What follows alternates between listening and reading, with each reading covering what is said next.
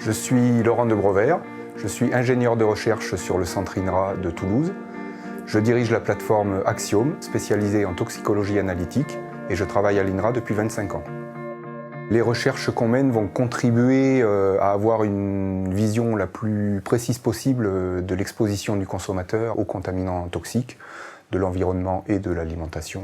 en particulier, puisque le consommateur souhaite savoir précisément ce qu'il a dans son assiette et à quoi il est exposé. Depuis mon entrée à l'INRA, j'ai introduit un certain nombre de techniques qui ont permis de mieux comprendre le devenir de contaminants toxiques de l'aliment, en étudiant leur métabolisme en particulier. Pour cela, on va plutôt travailler sur les fluides biologiques, tels que le plasma ou l'urine, et essayer d'avoir une vision la plus précise possible de l'exposition interne, réelle,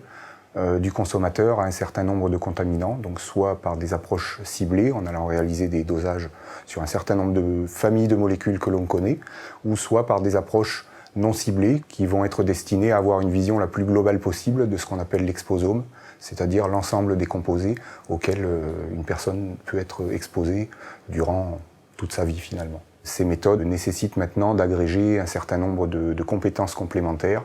qui vont de la préparation de l'échantillon, de la conception du plan d'expérience, jusqu'aux analyses elles-mêmes et en aval de ces analyses, toutes les méthodes de traitement de données qui font appel aux spécialités de biostatistique et de bioinformatique. Ce qui est extrêmement intéressant, c'est d'avoir des interactions riches avec tous les chercheurs de l'unité qui viennent avec chacun une problématique particulière sur laquelle on va pouvoir trouver,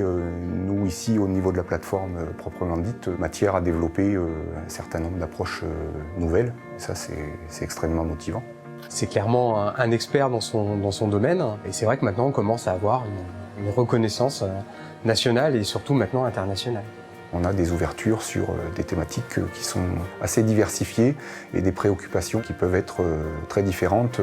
entre des collègues qui vont travailler purement sur de la toxicologie alimentaire, mais également des collègues d'autres départements, sur d'autres centres de l'INRA, qui vont avoir des problématiques et des questions totalement différentes, mais qu'on pourra finalement aborder avec les mêmes approches. C'est quelqu'un qui a toujours essayé d'introduire des idées nouvelles et je pense que c'est ça qui a fait progresser le plateau. Très tôt, l'INRA a pris conscience de l'importance de mutualiser les moyens en termes de gros équipements et de compétences associées à